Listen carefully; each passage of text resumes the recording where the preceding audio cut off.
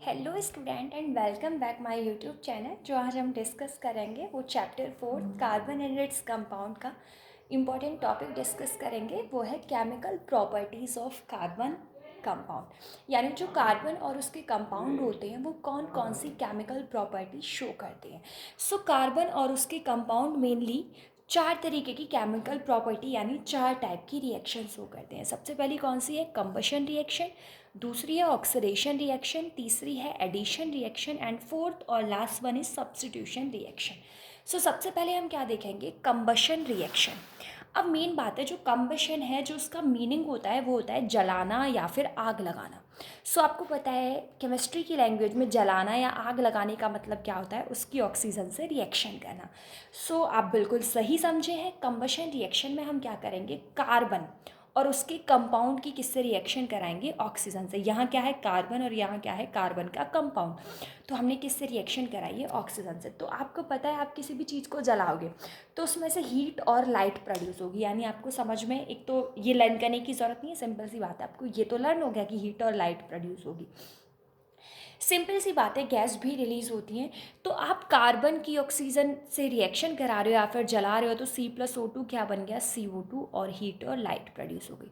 अगर केवल कार्बन है और ऑक्सीजन से रिएक्शन हो रही है तो क्या बनेगा? CO2। और अगर कार्बन और हाइड्रोजन है तो आंख बंद करके CO2 और वाटर बना दीजिए। तो यहाँ पर क्या बन गया? CO2, वाटर और heat and light.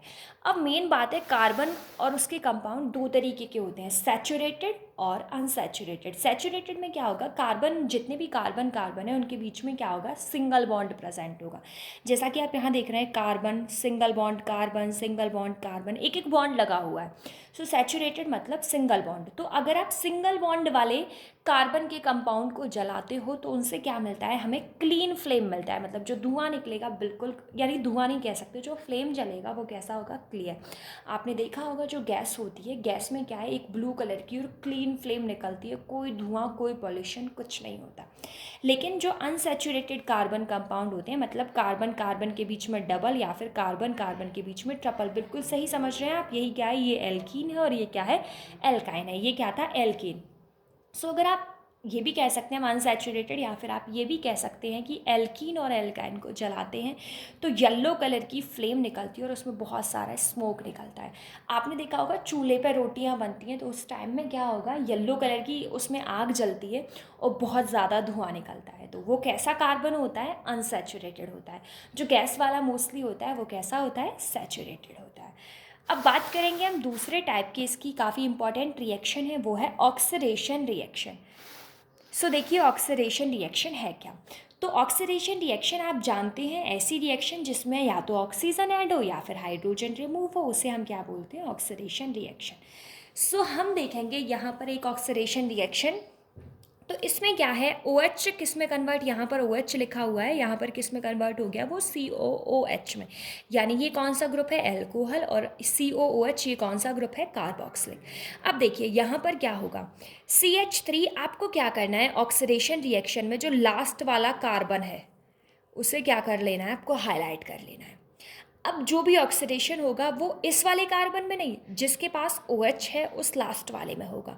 So oxidation मतलब हाइड्रोजन बाहर निकलना। तो यहाँ पर जो ये दो हाइड्रोजन है, ये दो हाइड्रोजन क्या होंगी? यहाँ से बाहर निकल जाएंगी।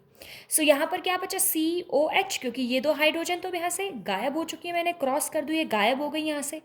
अब ऑक्सीडेशन है क्योंकि, तो इसमें क्या होगा? एक ऑक्सीजन ऐड हो जाएगा। सो यहाँ पर क्या है? CO और OH इसके पास ऑलरेडी था, तो ये क्या बन गया? COOH। तो ये क्या बन जाता है? Carboxylic acid. इसे कार्बोक्सिलिक एसिड बोलते हैं।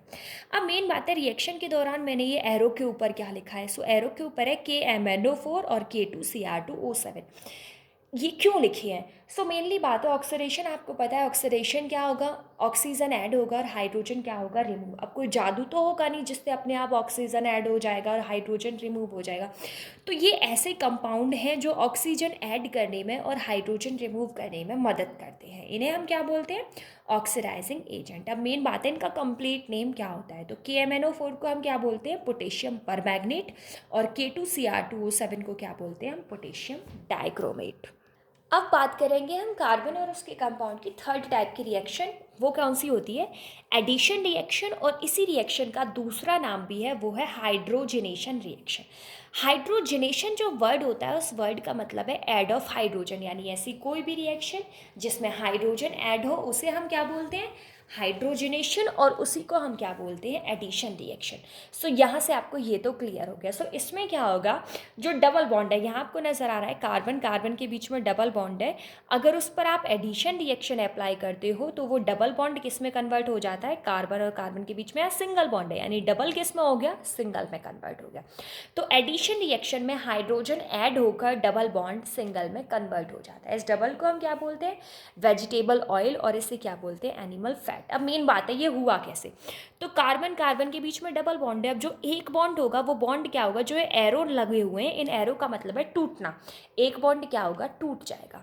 तो यहाँ पर क्या होगा? एक अब हाइड्रोजन ऐड होगा, क्योंकि ये एडिशन रिएक्शन है, तो एक हाइड्रोजन यहाँ पर ऐड हो जाएगा, एक हाइड्रोजन यहाँ पर ऐड हो जाएगा। ठीक है, तो ये क्या है? हाइड्रोजन ऐड हो गए और किस में कन्वर्ट हो गया? सिंगल बॉन्ड में कन्वर्ट हो गया।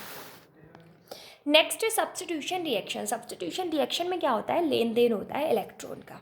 ठीक है, और मेन जो दूसरी इंपॉर्टेंट बात है, ये जो रिएक्शन होती हैं वो सनलाइट की प्रेजेंस में होती है। जैसे यहाँ पर क्या है? CH4Cl। तो ये क्या करेगा? यहाँ इसके पास कितने हाइड्रोजन? 4। तो ये क्या करेगा? इस क्लोरीन को अपना एक हाइड्रोजन दे देगा, और इसके पास 2 क्लोरीन है, इससे एक क्लोरीन ले लेगा। तो एक हाइड्रोजन बाहर निकालेगा, तो ये क्या बचा? CH3। और इसने क्या किया? इससे एक क्लोरीन दिया, तो क्या बना? CH3Cl। और इस क्लोरीन ने इससे एक हाइड्रोजन लिया, तो यहाँ पर Cl है, यहाँ से H लिया, क्या बना? HCl। Thank you so much for watching me. If you like this video, please like, comment, share and subscribe my channel. And if you have any doubt related to this video, then ask me in comment section.